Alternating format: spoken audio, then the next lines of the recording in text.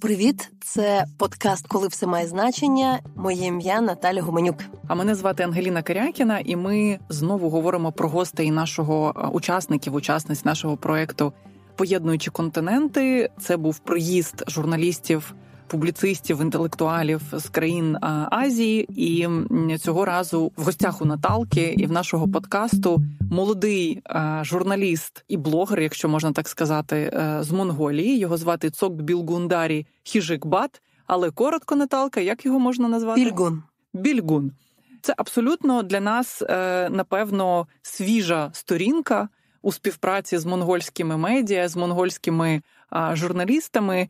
Що цікавило Білгуна в Україні? До нас приїжджали різні люди, але з усіх я обрала Білгуна як найцікавішого, спілкуючись з ним. Очевидно, що багато хто приїжджає в Україну там дізнатися про війну, про воєнні злочини Росії. Для Білгуна з Монголії дуже важливим був досвід декомунізації і деколонізації український, тому що багато хто, до речі, вважав, що Монголія – 16-та республіка Радянського Союзу, тобто по факту вони були незалежною державою, але, по суті, це була ще одна Радянська республіка, да, хоча й трошки інакше вона сприймалася в правовому полі. Вона так далеко з одного боку, вона затиснена між Китаєм і Росією. Він тут міг знайти набагато більше звичного для себе, тому що це все одно якби представник іноземної країни, яка дуже-дуже-дуже далеко. Але з іншого боку, весь там пострадянський досвід для нього близький. Він народжений в 90-ті, він доволі молода людина. Він представляє молоде покоління монголів, які вже вчилися за кордоном, вчилися в Америці, які не зовсім пам'ятають Радянський Союз. Не говорять російською мовою. Не говорять. Тоді як старше покоління і медіа, більш які нащадки державних радянських медіа, вони, можемо сказати, проросійські. Але що дуже важливо розуміти, українці інколи не віддають цьому належне, Монголія залишається весь цей час демократичною країною. На відміну від країн Центральної Азії, в яких дуже багато авторитарних режимів, Монголія залишилася вірною демократії після змін, які були в кінці 80-х і на початку 90-х. До речі, батько Білгуна – один з найвідоміших монгольських дисидентів, він один з учасників страйку, голодування за демократичні реформи. Тому він все-таки така ще людина, яка представляє певну спільноту. Його друзі, його батька писали його батьку, поки він був в Україні, що ми там пишаємося твоїм сином, тому що ти там боровся за демократію в Монголії, а тепер твій син говорить там про світову демократію, приїхавши до України. Слухай, не дуже хочеться жартувати про якесь невігластво, бо про Монголію насправді ми дійсно знаємо не дуже багато, але мені здається, в Білгуна від дуже класне почуття гумору і з якимись зрозумілими для українців жартів він з'являвся на певних зустрічах. Ти можеш трошки розказати про цей монгольський гумор, тому що у нас, в українців, про що можуть жартувати, побачивши монгола? Про монгольську орду, татаро-монгольську орду Іга, Чингіс Хана. Виявилось, що в Білгуна теж на цей рахунок є жарти, да? Найбільше, коли в нас були публічні зустрічі, він завжди казав, що ви розумієте, коли ж ми, монголи, прийшли в Москву тоді ще, в ті часи, то там було просто село. А коли ми дісталися до Києва, то це було велике місто з культурою. Я можу сказати, ми, звісно, заснували Москву. Вибачте, будь ласка, сказав він, коли вся зала сміялася. Це було дуже кумедно, тому що він, до речі, ми про це говоримо. Йому доводиться весь час, каже, та я звик, мені постійно доводиться розповідати про... Кожен каже, так, Чингіс Хан зруйнував моє місто. Я кажу, окей, добре. Але я скажу, що мене також рухало. Я почала готуватися до цієї поїздки, я готуюся до цих візитів, читаю багато історичних книжок про ці країни. Теж рушила мною абсолютно якесь відчуття несправедливості, розуміння того, як європейці і також сучасна історіографія демонізували Чингісхана. Тому що на свій час він не був таким жахливим і жорстоким, як інші диктатори. Більш того, він навіть там дійсно промотував релігійну толерантність, як мені сказав в передмові Білгун, і в них там була якась умовна конституція. І це набагато демократичніше, ніж дуже багато європейських лідерів, тому що Чингісхан – це ж син раба, який боровся за меритократію, тобто в його системі він боровся за аристократію, що люди, які могли б там дослужитися, пройти іспити навчитися, вони могли зайняти якусь роль в керівництві. Це те, що ми не знаємо, але напевно, тому що це там інша раса, да? Чингісхан куди більше демонізований, ніж інші імператори. І це якась теж велика несправедливість, тому що монгольські архіви відкрилися для світу близько 2000-х. Тобто до кінця 90-х доступу у західних вчених спочатку через маньчжурську династію, а потім через радянські обмеження, які забороняли говорити багато про Чингісхана і досліджувати, по суті, світ тільки відкриває історію Чингісхана. Тому мені це було дуже цікаво, і ця історія якось взаємодіє, також трошки переосмислилася, що тобі приїжджає людина, яка розказує про Київ, про Батия з іншого боку. Це щось дуже незвичне. Це перше. Друге, звісно, ось його запит на це розуміння декомунізації, деколонізації, тому що вони тільки зараз починають з цим працювати. Ми повезли зумисне Більгуна в Ягідне, де були тувинці. Тува знаходиться республіка на кордоні з Монголією. Тобто ця вся історія російських народів азійського походження в Росії, які приїздили в Україну коїти воєнні злочини, також важлива. Ми також знаємо, що оскільки немає візового режиму між Росією і Монголією, зараз Улан-Батар став одним з місцем, куди виїжджали росіяни після призову, тому що там в Париж чи в Відень не так просто долетіти, а в Улан-Батар можна, чесно кажучи, з Улан-Удэ поїздом дістатися, тому це щось для них нове. Вони мають балансувати між Росією і Китаєм. Але що ще цікаво, ми на кожному кроці зустрічали людей, які мали стосунок до Монголії. Ми тут сиділи на подкасті, і у нашого звукорежисера були родичі, якісь, які були в Монголії, вони познайомилися. Ми приходимо на Нібулон, одну з найбільших аграрних компаній. Її власник Андрій Ведатурський згадує про те, що він бував в Монголії в дитинстві. Але головне, мало хто пам'ятає, що президент Зеленський щонайменше 3 роки прожив в Монголії і в першу школу ходив, в молодші класи ходив в Монголії з монгольськими, казахськими, будь-якими дітьми. Його тато в Монголії працював майже 20 років, туди-сюди літаючи, викладаючи там. І тому він згадав про цей факт, коли ви привели Більгуна на зустріч з ним? Звісно, Більгун підготував з міста Ерденет, це друге місто в Монголії, де жила родина Зеленських, воно відоме міддю. Він привіз таку чашку, де було викарбувано «Слава Україні» з латинкою з Ерденету. Спеціально для президента ми передали протоколу. Такі інтерв'ю, як ми робимо, звісно, вони там є складні питання, все потрібно, але в цьому випадку йому було трошки незручно. Більгун казав, що я б хотів, звісно, запитати про дитинство, ваше в Монголії, але я розумію, що там це не той момент. Тому він запитував, до речі, дуже цікаве запитання, поставив про уроки України в гібридній війні. Цікаво було все одно, що, звісно, Зеленського це все одно, як сказати, спогади про дитинство в кожної людини, вони теплі. І тому це той був випадок, коли він відповів на це питання доволі глибоко, пояснюючи, чому монголи, наприклад, мають бути обережними там з вченими російськими, з російськими компаніями, з росіянами, які можуть бути інфільтровані в спецслужби. Але в кінці він такий каже, вже як він завжди був інколи переходить на англійську, каже, and how are the things in Mongolia? Can you tell me, how are the things in Mongolia?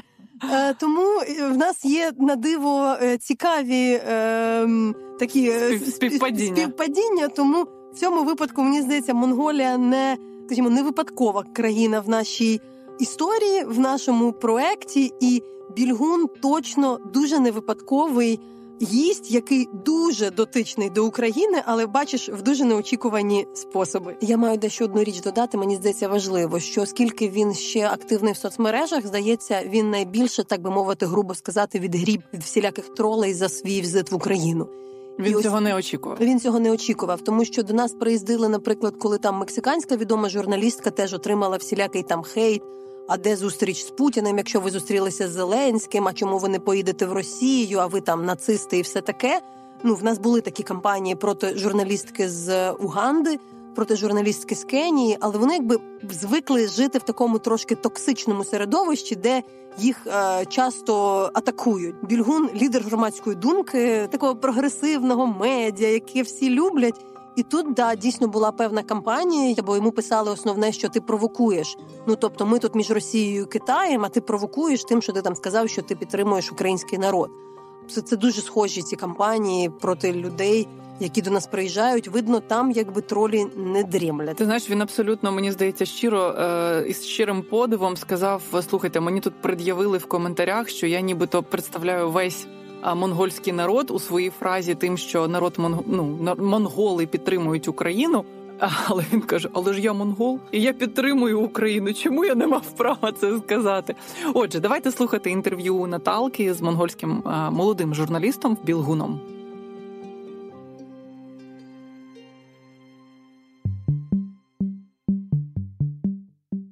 Bilgun, welcome to Kiev. Maybe you can introduce yourself. I would never pronounce your name. Yeah, okay. Thanks for having me. This is Tsogtbilguundari Khishigbat. So Khishigbat is my dad's first name, actually. So it's family surname also in Mongolia. But yeah, my name is pretty long. I used to study in the States, and people used to call me Alphabet. I also go by Bill in the United States. Now here in Mongolia and here in Kyiv, people call me Bilgune, or Tibet actually. Tibet is like a short abbreviation of my first name. 26 letters? Yeah, in the English alphabet, yeah. What does the name mean? Tsogt is like fire, Bilgung is mind, and that is a name of a goddess. Or it can also mean fire, gunpowder. My parents never told me why they gave me this name. What are you doing here? So, and yes, what do you do in Mongolia first? So after finishing my studies in the United States, I stayed there for 8 years. I did my bachelor's. I worked in the state politics for a bit. I did my master's. I also worked in the legal sector as well. After all that, I actually had the opportunity to stay in the U.S., but then I was in Minneapolis, Minnesota. So that's where George Floyd was killed by the white cop, Derek Chauvin. And then just 5 minutes away from my place where I used to live. So basically my neighborhood turned into a civil war. It was crazy, right? People were driving on motorcycles with semi-auto guns, and the buildings were on fire. So I saw all of that, and I studied international relations, political science, public affairs. So what I studied is systematic issues. So I decided to leave the United States because the problem was too deep, too hard to handle. And because of Donald Trump and his negative sentiment against the Chinese people, he used to call the coronavirus as China virus. All of a sudden, people started to look at me as a Chinese, and they would also always, do like this Asian stereotypical eye thing that they make your eye look smaller, and then they do the Bruce Lee moves. Very stupid things. So that made me decide to leave the United States. There's a proverb in Mongolian that it's better to suffer than be happy in other people's terms. So that really made me to come back to Mongolia and delve into Mongolian systematic issues. Then I came to Mongolia. I joined Mongolia's first publicly traded television station. And then I quit the television station because it was limiting me in some ways. So I co-founded my own media company called Annu News. It means uncovering media in a new approach. But also, it's ironic that during the communist times, Mongolia is only, as you know, the only media was called Truth or Pravda in Russian. So, or Unung in Mongolian. So our name actually, in the Mongolian way, it asks the question Ununu or Annu. So Ununu means, is it true? So it's ironic that after 30 years since the Democratic Revolution, we have this new media called Is It Really True? So that's what we do. We only target young people. We explain news in a very interesting format. And what are you doing here in Kyiv? Yeah, so I'm part of this project called Connecting Continents. I am part of the Asian delegation.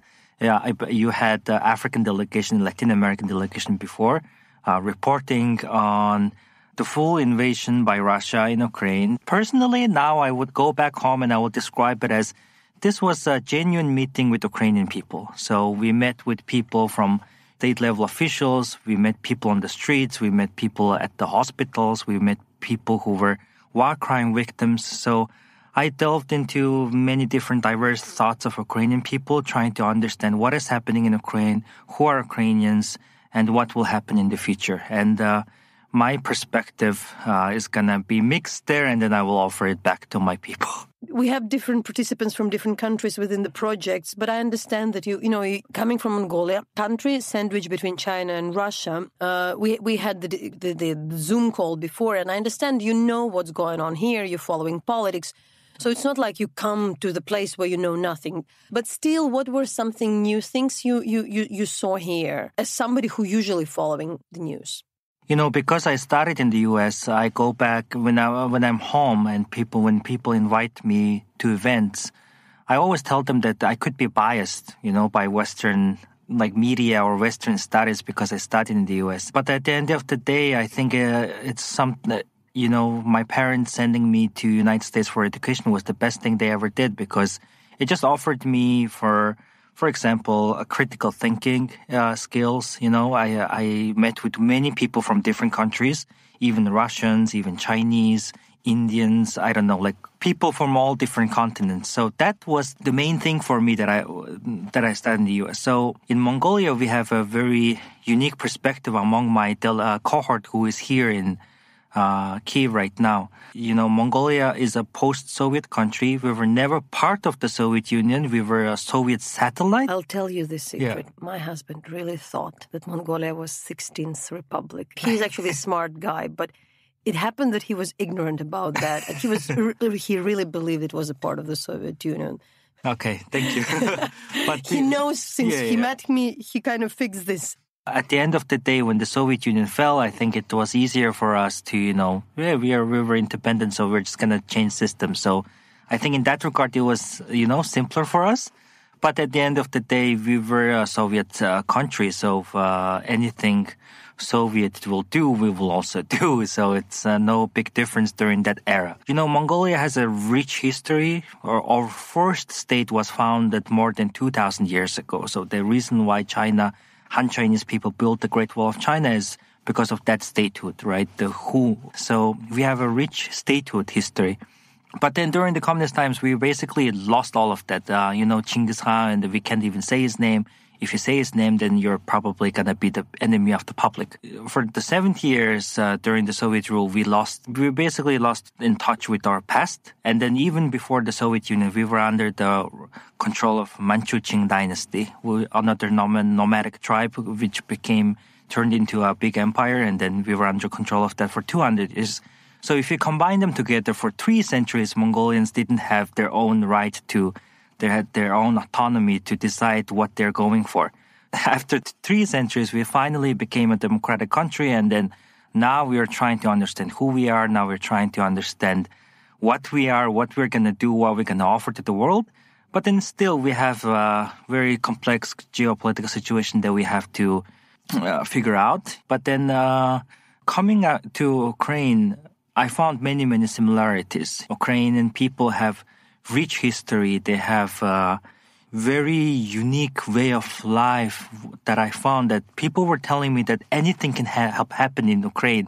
And I think that's very relatable in Mongolia, because especially in democracy, someday you can be the winner, next day you can be the loser. I think that's what the Ukrainian people are telling me. And then I feel the same about Mongolia. But then also, I think Ukraine is way ahead of us in terms of trying to figure out who we are, and then you are also geographically closer to Western European countries as an Eastern European country, so you have that close proximity to the Western world, so that's also good. And then I think that puts you in a very unique position that you're ahead of us in terms of decommunization, decolonization, which are the topics that I would like to explore.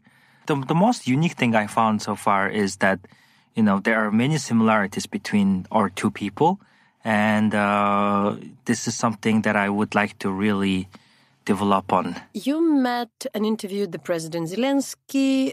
In particular, I'm curious because I think not that many even Ukrainians know or mention that he actually lived for 3 years when he was a small boy in Mongolia, and his father taught in the university in Mongolia during the Soviet times for 20 years. Yeah. How was it this interaction about Mongolia with him? When he first became the president of Ukraine, people in Mongolia were talking about the fact that he used to live in Mongolia. And after the full invasion in 2022, I think people find that as a very relatable story with Mr. President Zelensky. I think that's a very interesting story for us because he is one of the many people that I met so far in Ukraine who were in Mongolia. Even after the public event that we had, someone came to me and then he approached me that his grandmother used to live in Buryat, now a republic of Russia, and then also have very good memories, childhood memories about Mongolia. And particularly President Zelensky's memory about Mongolia is that he used to live in a city called Yahidne with his parents. And then he told me that basically his parents are experts about Mongolia. It's good to know that, someone who is on the front, who is fighting on the front line of the free world is someone who is very close to Mongolia in some sense, can really understand who we are. So that's very special. I'm really, I probably want to ask this question. So with this, the group of the Asian journalists we brought here, there were different interests. So with the people who, for instance, we brought your Korean colleague to Mykolaiv. She met the governor Kim, who has a Mykolaiv roots. You didn't go there. Some people were interested in the port. But I really wanted you to go to Yahidne, the village unfortunately known that much in Ukraine for this tragic story of the whole village being in the basement, which we recorded within the Reckoning project, our project on the documenting war crime. And in particular, it happened that there were Tuvans, the minority in Russia, which coming from the area which is actually bordering the Mongolia to Ukraine. And yes, it's not Mongolia. I clearly understand they're Russians. They're Russians of Tuvan roots. And there were Buryats. You represent a totally different country with a different history, which really has nothing to do with that. Still, how did you feel about that? Like really coming, and I also, when I was talking to the people in the village, calling the head of the village before, saying like, Valeris, that would be the journalist from Mongolia coming just to also explain you this is a country which is bordering Tuva. And he was like, oh, very interesting. How did you feel about that? And how was it this knowledge that particularly there is this minority group in Russia which really, unfortunately, committing a lot of crimes in Ukraine, which also very distant for the Ukrainian. I think I should use, unfortunately, this word. It was a bit exotic for a lot of Ukrainians here in Kyiv region to have the soldiers from so far away who even sometimes didn't speak Russian. When I went to Yahidne and met with people and heard their stories, I knew what to expect. I read the articles that the Reckoning Project wrote. I saw the video, so I was well prepared for it. But I think the most interesting, maybe it's the wrong word, but for me, like personally, how I felt is that I just feel a very great sadness, not only for Ukrainian people, but also those ethnic minorities. And I know they committed the crime, many horrific war crimes, and then that's unacceptable. But then also at the same time, I feel sorry for the other people who are in Tuva or Buryat or whatever the Far East republics. It's because before coming here, I did my homework, right? And then my understanding from the studies is that, Russia is an empire state. So they systematically put some people, especially ethnic minorities, under a system where they are very economically basically disabled. So the only options for the men to earn money is to go to army. And when I was in Yahidne, I was talking to a lady who was in the basement.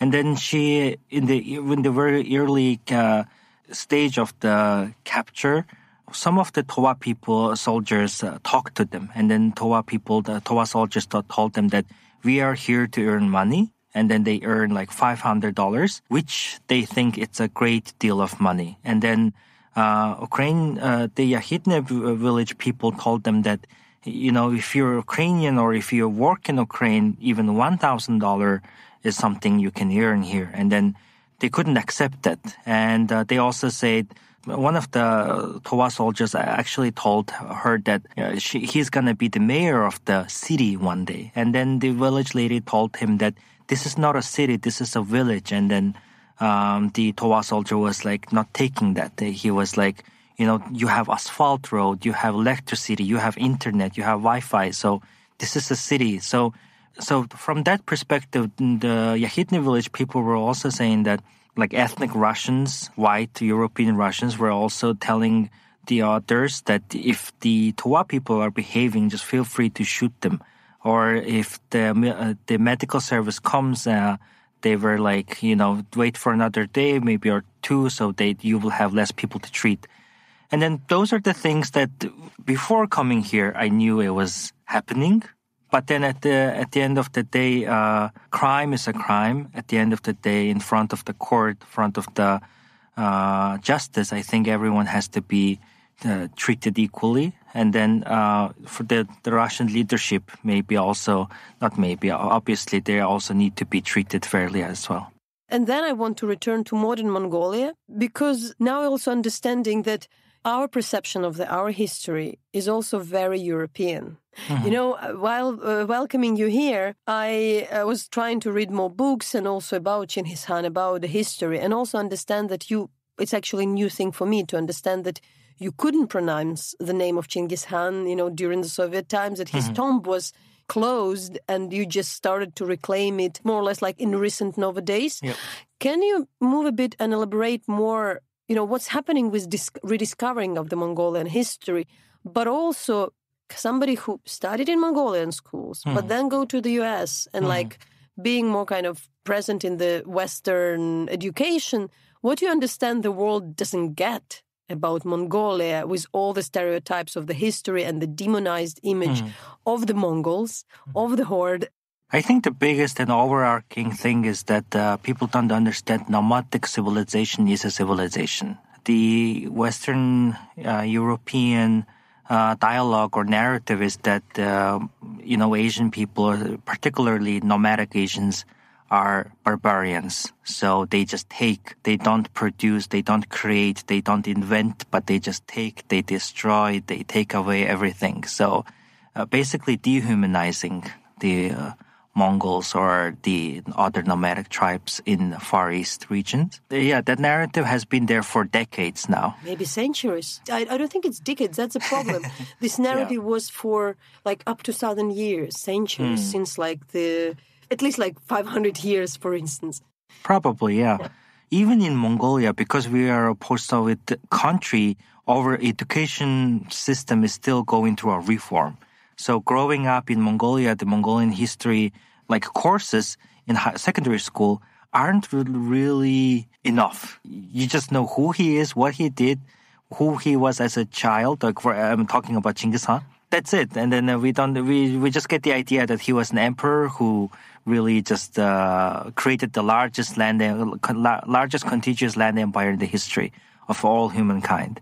But then I went to, United States, and also I spent there 8 years, which is almost a decade, during that time, for example, Jack Weatherford, in fact, he is a professor at Macalester College in Minnesota, but I never met him, but I was in Minnesota. So it just felt very close to me in some way. So I read the book a little bit, and then I got the idea. And then people started also, having a very good discussions, dialogues about Genghis Khan and what he did. So, for example, Professor Weatherford's approach is that the modern world should learn from Genghis Khan's approach. That's all he's trying to argue for. So what Genghis Khan was trying to build is basically a system again. So he advocated for rule of law. Some historians consider that he wrote the first written law, first constitution, and later the United States actually copied from the Genghis Khan version of constitution, because in the constitution, Genghis Khan basically said any religion is free to practice, and who you are is just, it's your personal choice, and the state doesn't have to dictate any of that. I just probably think I think that we have a lot of version on who inspired exactly. U.S. Constitution. Also, the biggest thing is that diplomatic relations. So, the history tells that, countries that neighbor the Mongol state will always kill the envoy or the diplomat who they send. So Genghis Khan wasn't really happy about it. So he basically made sure within his empire that no diplomat should be killed, and no diplomat or envoy should be killed by the Mongols as well. So basically, the historians also argued that, he really advocated for diplomatic relations before military aggression if the military aggression is only if it's necessary. So one of the things, like a tangible fact that supports his approach on diplomatic relations is that he invented the world's first passport, girege. So which is actually now held at the United Nations headquarters in New York as a symbol of that. Girege is like a passport. It's like a plate that you carry with you, and then if you have the girege, it means you are a diplomat. So you're here just to talk, and you cannot kill him. And then, so if you kill the Khan's diplomat, then you will be punished. So that's basically how they ensure that the diplomacy must be respected if the person is carrying the girege. And then another thing is that we're nomads, so it's a vast land with no people. So we need to switch. Provide information with each other super fast. So he also invented this thing called urto. And then actually recently I was reading American Express, like a Postal Express history. And then they say they got the inspiration from the Mongolian history, how they built this postal system during the empire. So they built this huge system that they can make sure that the information can get reached from one destination to another within the shortest possible time. So basically he advocated for free trade, free flow of information. And then in order to make those happen, he advocated for rule of law and diplomacy. And that's something that now we're finally getting to understand. So what was happening with speaking about Genghis Khan during the Soviet times, what happened in the 90s, and how Mongolia is now reclaiming this history? The things that I just mentioned now are all part of the dialogue that we are trying to basically reclaim what Genghis Khan was all about, what the Mongol Empire was all about. So what is forbidden to speak about Genghis Khan in Soviet? Just explain, because I think people just totally don't know it. Under the Manchu dynasty, we were, we had our history, we were practicing our way of life, but then we also had to deal with very complex turn of events in the early 20th century. And then that was the moment when Bolsheviks helped us, basically the Red Army helped us. So we eventually became the world's second communist country. And then, within the party or People's Revolutionary Party that founded the republic in Mongolia in 1921, they had different opinions as well. So some of them were very capitalistic, some of them very communistic. But then those who were very capitalistic were all assassinated. They were taken away from power. So they were all gone. So now the state and religion are separated. During the Stalin era, there was a huge purge in Mongolia called Stalinist purge. And then, because of the 200 years rule of Manchu dynasty, our population was super low. And then I think during the time, it was the case in many countries. So because of the purge, we almost lost 30,000 people officially, or some unofficial numbers say it could be up to 100,000 people. Killing people, purging people was one of the only, things that the Stalinist approach was basically Stalinist system was doing. So another thing is destroying the historical artifacts. We know Mongolia was a Buddhist country for centuries. And then they destroyed all of the monasteries. They destroyed all of the books, the scripts that we had about our history. And then now, after the democratic revolution, we're going to other countries to find our historic artifacts or scripts or books and etc. So, and the history was a big part of it because Mongolians are very proud people of their history. So I think in order to ensure that Mongolian people are not really aware of their past, they basically made sure that happened. The European understanding that Mongolian past was nomadic but barbaric narrative was also pushed on us. People believed that, but then, I think still people had some thoughts, good impressions about Genghis Khan. So right after the democratic revolution, my understanding is that You mean democratic revolution, the early 1990s, end of 1980s, yeah. So kind of after the fall of the Soviet Union. So that's the thing. Did I answer your question? Yeah, but so what is happening now? You're researching, so how is it? And was it really prohibited to speak about Genghis Khan or something? Yeah. Everything was prohibited. I know that my grandparents tell me that, in order to travel from one town to another city, they have to ask for permission to travel, etc. So, talking about historical figures was one of the things that you cannot do. Otherwise, you will become enemy of the public, and then you will be punished by the state. So in 1990, people started to talk about the Human Rights Declaration. That was the first time Mongolian people were exposed to the declaration. And then the idea of a democratic movement was starting to happen. And then Mongolia actually went through a process of overthrowing the regime. Your father was the participant. Yeah. Can you elaborate a bit more about that?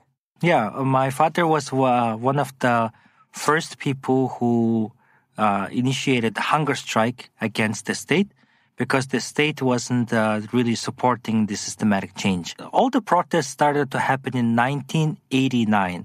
And then basically we considered that the revolution was won in 1990. So in 1989, I think my dad went on the central square for the hunger strike. But at the end of the day, the regime agreed to pull back, because there are some facts that they were preparing to use the military power against the protesters. But then they actually was able to peacefully negotiate in the government palace. Where is Mongolia now as a democracy? How would you describe this post-Soviet state? Still, it's not authoritarian state, it's democratic state with some troubles and struggles, yes, between China and Russia. So I probably ask you to explain a bit modern Mongolian policy. My belief is that, my father and his colleagues, those who were protesting against the regime in 1990s, are all part of the democratic movement. My belief is that we, the next generation, are also part of this movement. But the difference is that they did the democratic revolution. We need to do the evolution of democracy, basically. They brought political and systematic changes. But I think we still have so many intangible, yet also very we need to have mindset changes to happen among young people and among all the generations. So that's really what's happening, I would describe vaguely. So in practice, how that converts is that right after the revolution, we actually had our first election in 1992, the first democratic revolution with multi-party candidates. But then we actually voted for the Communist Party again. So even though they're now a social democrats, but they have basically 70 years of history of communism and socialism. And then in 1996, for the first time ever, the opposition was won. And then ever since then, it was just a power struggle between the two major parties. And how would you describe it also to Ukrainians who know that where Mongolia stands in the Russian war against Ukraine? So Mongolia is sandwiched between Russia and China. It's a very difficult geopolitical situation. We have energy dependency on Russia. We buy our gas or diesel fuel from Russia. And we export all of our natural resources to China. 90% of our export is natural resources. So we are basically economically dependent on our neighbors. But however, people of Mongolia have very diverse thoughts on issues such as the Ukraine-Russia war that started in 2014. When the full invasion by Russia started in 2022, people of Mongolia also have very mixed opinions, I would say. People in Mongolia, especially older people, have a nostalgic feeling about the Soviet. And then we also very much romanticize our relationship with Russia. We call Russians as our big brother Russia. So it's something that's super romanticized. There is no talk of, no space for really, public interests or state interests but on the other hand, younger generations are very westernized. Also, at the same time, they are getting exposed to many different ideologies, etc. Younger people, and then overall general public feeling is that we are for peace and we want this war to end as soon as possible. But then at the end of the day, because of the complex geopolitical situation, our government they would abstain from condemning Russia, for example. But so that's why the civil society makes sure that our voice is heard at international level, that we are actually, the people of Mongolia are not for it. We are for peace. We are for no war. Can you elaborate, you had a chance to interview the president together with your colleagues, Ukrainian president, and I know that you said there were the mixed reviews, or how would you describe that in Mongolia? Because you're very agile online, so you had hundreds of thousands views and shares of your publications after you're being here. We see that it's received in a different way. Yeah, I was expecting there will be gonna be a big reaction from the public, and especially from the older generation, we were expecting more of a backlash and more support from the younger generation. But overall, if I just take a look at it without any deeper, sometimes you can go into the profile of the person who left the comment and check who that really is, but then we haven't really done that yet. But then it's actually very much mixed. But then I would actually say, the views, the shares, the likes, the reposts show that they are actually with my stance. My stance was that as a journalist, I told him that because I represent Mongolian people's opinion, I told Mr. President that we Mongolian people are with you. And that means we are for peace. We hope that this turmoil, this war will end as soon as possible. And then the biggest reaction is on that. But then the president actually gave a very insightful comment on how to protect your, sovereignty, your independence from world powers like Russia. So people are not really much concentrating on that, specifically if they have to express their opinion. The narrative is very similar with each other. So basically people are saying that you as a journalist don't have the privilege or power to represent the opinion of the people in Mongolia. It's the third group of the journalists from far away, which we're greeting here. And similar things happened to a very famous colleague who is super popular on Twitter in Mexico, in Brazil, and in Uganda. What is interesting was that it was all three persons who are really popular online. They're standing out. They have very strong following, but also they have a history of engagement with various, trolls and bot. And there would be similar questions like, oh, you interviewed President Zelensky? How about interviewing President Putin? Yeah, we have also the same with Ulaanbaatar, a kind of international... she's super famous in Indonesia. And I kind of thought I'm really not the person getting into all different types of conspiracies, but it's actually the same. They're asking always the same. You travel to Ukraine, how about Russia? Why you are meeting and you do not represent our president and the government, but you're a journalist, you do your job, you ask your question. I can totally actually see that.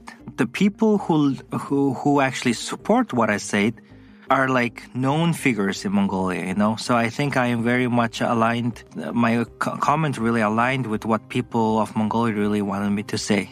After this war as well, Mongolia doesn't have visa regime with Russia. It has a huge border with Russia. So there is a train from Ulaanbaatar, from Buryatia to Ulaanbaatar, the capital of Mongolia, every night. So after especially the cold forced mobilization in Russia, even I know a lot of Russians went to Mongolia. I had some colleague journalist who was writing oh, you're all going to Kazakh somewhere to Europe, there are no tickets, but please come to Ulaanbaatar, there are more place and spaces, and maybe if it's very hard to get the ticket to go somewhere to Belgrade or to elsewhere, or you don't have actually there are tips how to stay in Mongolia. So I was wow, really?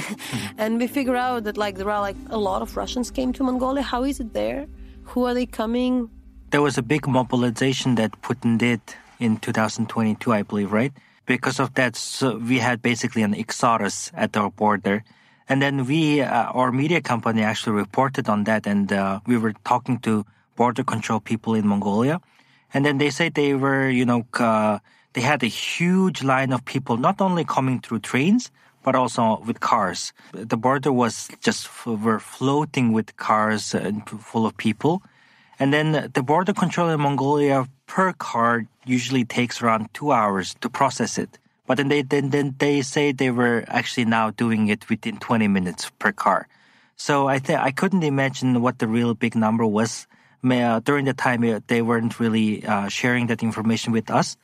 But then as a citizen in Ulaanbaatar, I saw, I indeed saw many Russians just walking on the street. I can know for sure they're Russians because they're speaking Russian, And then even though some of them are like white ethnic Russian, or we say Caucasian Russian and Mongolian, I think sometimes it means something different in this part of the region, Also, we see Buryat people who also speak Russian, And then this year, we also got the numbers from the Ministry of Tourism.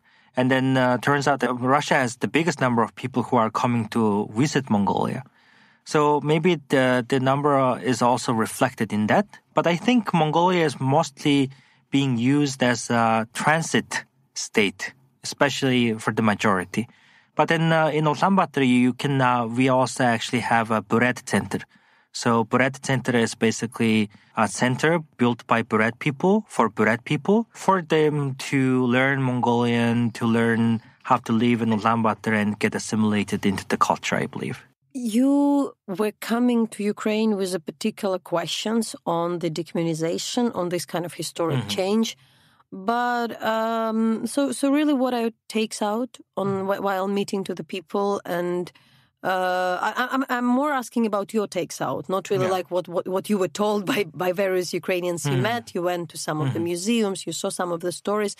So how do you feel about that, and what actually is your interest in Ukraine? The capital city of Mongolia is called Ulaanbaatar. Also, a fact, it's the coldest capital in the world. The word Ulaanbaatar means red hero. It represents Communist. The idea of, the Red Army or something. How was it called before? I think that the most recent name was Urgo, which means the palace, or Horde, which means like basically a city. Because for nomads, having a city is something very unique. So like you see a city and then you would just call it this city with walls. So that was the name before, but many provinces, many villages, many towns are named with Soviet time leaders. Not Russian or, like non-Mongolian names, but Mongolian Soviet leaders. But then also in Mongolia, in Ulaanbaatar city, we have a big neighborhood called Zhukov, for example, named after a Soviet Union general. And then that's also where the Ministry of Defense is located. So it's interesting to see how names, how mediums can change your perspective and let you tell you a story without you even knowing. So I think, from changing names or maybe being very considerate or conscious about your surroundings is very important, I think. And then also, we don't use our traditional Mongolian script anymore as a country. Mongolian traditional script was borrowed from Uyghur people, and it's the world's only vertically written, but continuously.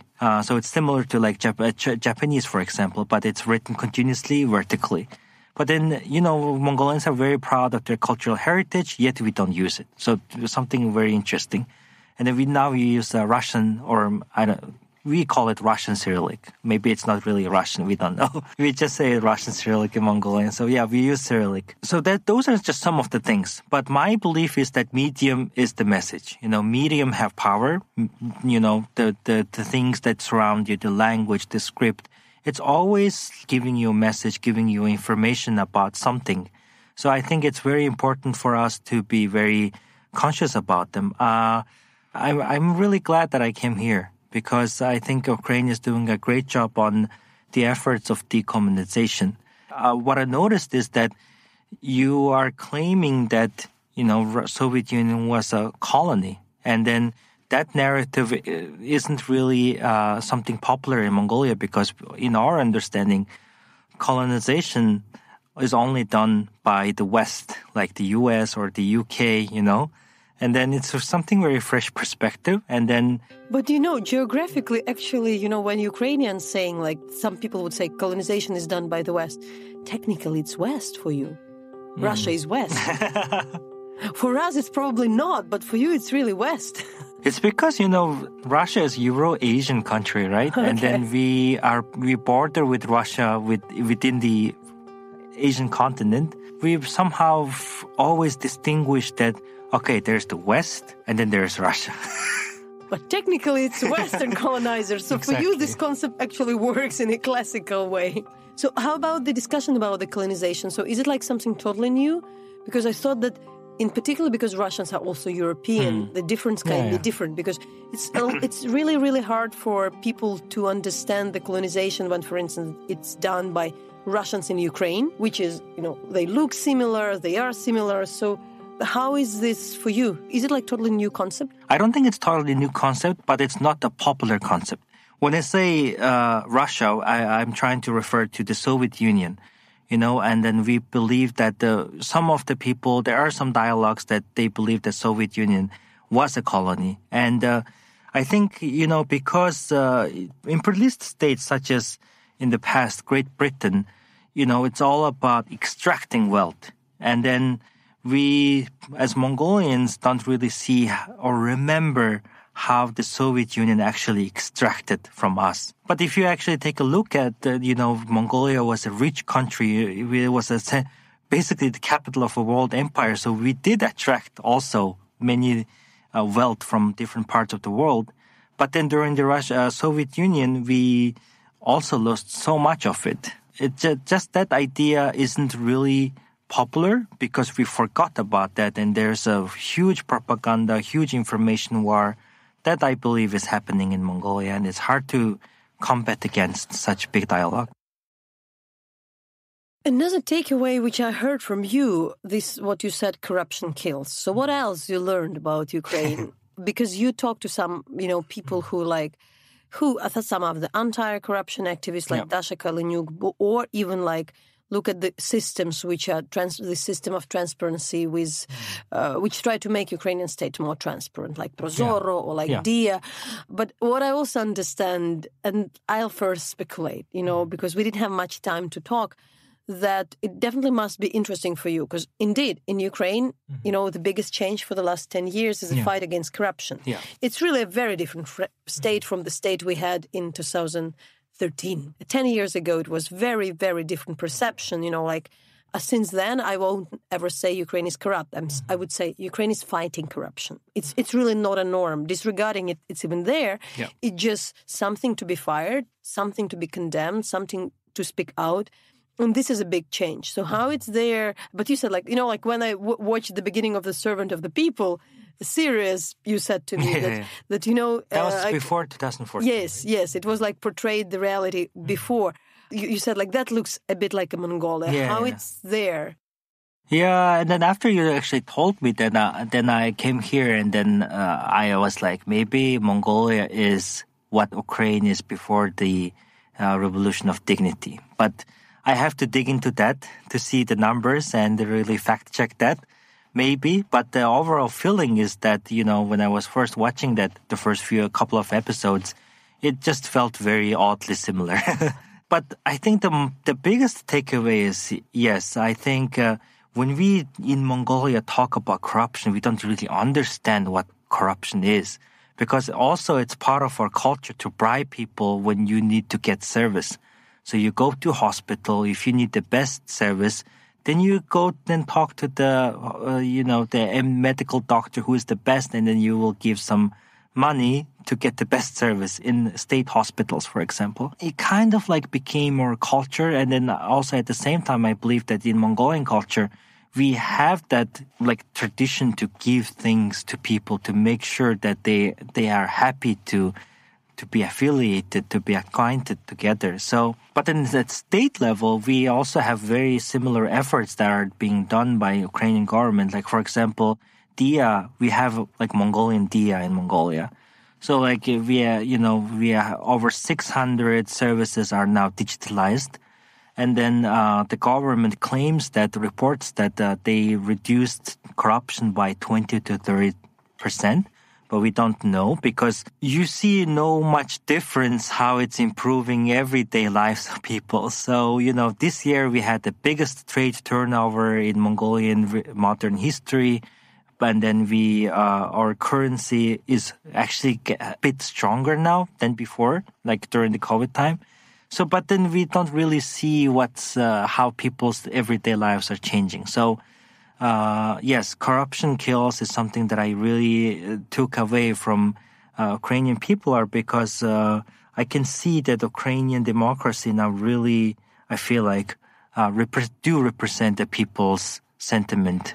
With Zelensky, you really spoken about these hybrid threats beyond propaganda, but like economy, security service. And I had a chance to talk recently to some Afghani diplomat, the diplomat from Afghanistan who was forced to leave Afghanistan after the takeover by Taliban. And it was hard for me to explain, how Ukraine can be related to Afghanistan. Then I thought, and I really understood very clearly, if after 2014, after the invasion of Crimea, Ukraine didn't start really reform itself. And, we would preserve this post-Soviet army, this type of without really radical reforms and change. Probably it would remain corrupt. And then if Russia invade, it won't fight back. Already the corrupt army, the corrupt Ukrainian army and corrupt Ukrainian state allowed the full-scale invasion. Ukraine was invaded in 2014 because this state was corrupt, and also it was absolutely full of not just spies but vested interest. But the interest you speak not just about the agents, but when the parties are on the payroll, when people are on payroll, the Russia has something on somebody, and in between themselves, they need to preserve themselves. It's not just they even talk to Moscow, but because they're like a corrupt ring, they know they need to preserve the system and Russia would cover up. So therefore, for security reason, if you really want not to be invaded by the country like the Russia, for the security reason, you should be not corrupt. Otherwise, if you are, that's the hook. That's how they do. And the point that partially also the full-scale invasion, how to say it, it's not an excuse because it's really let's then keep corrupt Ukraine. But the point that they tried to buy Ukrainian state, but they understood if the government is not corrupt, they don't have a leverage. The fight against corruption is really not for the Russian benefit because the more corrupt they have the country, they have these informal networks to get engaged, business, oligarchs, all the other people. As long as they lose this, they don't know how to speak with the, proper MPs, how to do real politics. They know how to do dirty politics. Thus, for Mongolia, it's extremely important, that it's really more or less okay to extent it's possible, because as long as it's getting too corrupt, there would be always a leverage of the hostile regime from outside. I totally get it. My understanding is that Russian state tends to play on their weaknesses. Kiev. Everybody in Kiev feels like, if you speak about history, Kiev, and would remember Mongols, they would say, oh, but the Han Bati is the one who destroyed Kiev. What do you know about that? What you were told while working in Kiev? I met many people from many different parts of the world, and when I mentioned that I'm from Mongolia, people always tell me, hey, I know only one thing about Genghis Khan and what he or his, descendants did to us. And, I got used to such sentiments.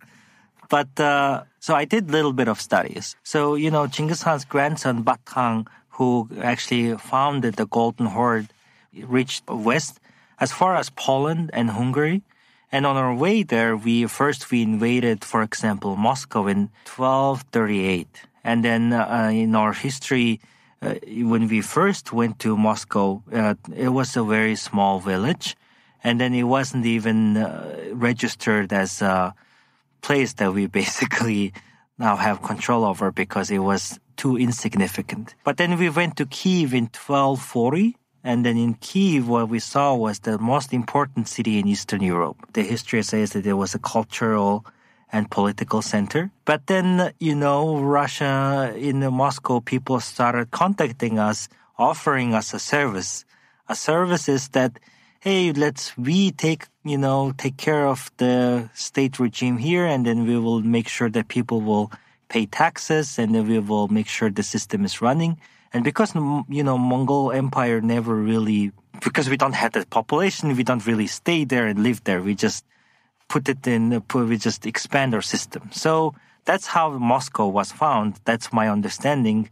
And yesterday I was at the event. I said, sorry for making Moscow happen as a Mongolian. And people were they were laughing about my joke. And I think that's something I learned from my little bit of history study. Are you aware, has somebody told you that somehow it just happened that in Ukrainian language, some of the Ukrainians started to call the Russian army Horde? No. Oh no. But I get the idea. Sorry for that. We didn't mean that. I actually would say that there is also a very interesting process for us, because we do have indigenous population, Crimean Tatars, who were considered the conquerors, enemies, because, Ukrainians were mainly Christian, Orthodox, less Catholic, but mainly Orthodox. So in the Middle Ages and later, the fight was between Orthodox, and there was these tribes coming from south to overtake, Christians. In fact, despite Ukrainians are very supportive of Crimean Tatars today, and there is also horrible history by the Soviet Union committed to the Crimean Tatars, the genocide towards them with the deportation. In history books and the language, the Tatar didn't mean a good word for the Ukrainian culture. If you look at fairy tales, book, kids' book, and for a while, and now it's an interesting process when, for instance, there is a question, Ukraine is so supportive as a state of its minorities, in particular indigenous population, Crimean Tatars, who has a very strong anti-Russian kind of stance. But the question is are we changing our history in order to history books and school books? So the kids, as not like myself in the end of 80s or early 90s, that in modern Ukraine that would learn and wouldn't think about own people as the others. Because for me, when I read the book about history of Kiev when I was small, there were all these tribes, Khazars, others. They were all for me enemies who kind of attacked Kiev. And then when I was it didn't work because the war started, but I was asked to write a history book for kids about Crimea. I needed to write a simple history about Crimea, kind of rewrite something, the book. And then I was researching more Crimean history, including the books of the Crimean Tatars. And I was actually, there is a story of these Khazars and this tribe and this tribe. In my, stereotypical Ukrainian mind, it was just an other tribe which, attacked Kiev. But actually they are also Ukrainians. They lived in this land. So there is this interesting acceptance. So I think there would be something with the Horde, understanding of the Horde in here. Yeah. Also the word Tatar means something bad for Mongolians as well, because it was the Tatar tribe in the Mongol steppes who killed Genghis Khan's father. So growing up, when you hear the word Tatar, it actually sounds scarier than how the word Mongol sound to us. Obviously, we wouldn't be scared of us, but Tatar is the bad people, Mongols are the good people. So that was the understanding of me as a Mongolian growing up. For us, it was one thing, Tataro-Mongolia. But then the idea is that, Mongolia, before Genghis Khan, there was numerous different tribes. You were also speaking about the decentralization, and I was stricken back by another phrase of yours when we had the meeting with some of the Ukrainian politicians, and you were sharing some of the ideas about the decentralization of the Mongolian army. Can you maybe tell a bit more what you meant? Yeah, and then, I came here to Ukraine, and then I was trying to understand, what they are doing in order to make sure they're going to become an EU member, for example. And then decentralization was the main thing that your government has been doing, and then that was my takeaway. And then I was trying to, compare it the current Mongolian government efforts about decentralization, and then I don't think there is much going on except digitalization of the government or services, state services, because every power is basically the state has all the power. But then from my understanding, Ukrainian people are decentralized people. That's what I understood. So they have different ideas, diverse thoughts. So that means you need bottom-up approach to be more resilient. And then Mongolian history shows that during the first statehood of the Hunu state, we had the system of called Arvat, or it just means a group of 10, Arvat means, because the number 10 is Arv in Mongolian. And then in Arvat, you have the chef who cooks, you have maybe 3 or 4 archerymen, and then 3 or 4 those who go to combat in hands. And then one leader. Basically, the idea is that you fight together, you die together, you retreat together, you do everything together, but you don't wait for a command from top. So you have to make decision quickly because the information is gonna come to you slowly anyway. So they trust the Arvat system. But then the arwat becomes 100, and the 100 becomes 1,000, and 1,000 becomes 10,000, and that's the limit they reach. Yeah, and then I thought, maybe if I go back and explain what decentralization is, or maybe how Ukrainian army, this military personnel are fighting back, this is very similar to the system that we already are very comfortable and have understanding of. Okay, so I do think that there is a lot to learn for us still. I'm absolutely fascinated and really I wish I have more time to learn more about Mongolia. But I do think, again, like knowing where you are, I really just want to say that we really appreciate and probably we would understand how hard it is to stay as you are in the place geographically where you're located. So thanks for making this effort. When I first posted that I'm going to Ukraine, I told people on my social media, this is not about me or my media is coming here. It's about Mongolia coming here because it means a lot on the international community, international level. So thanks for having us. Thank you.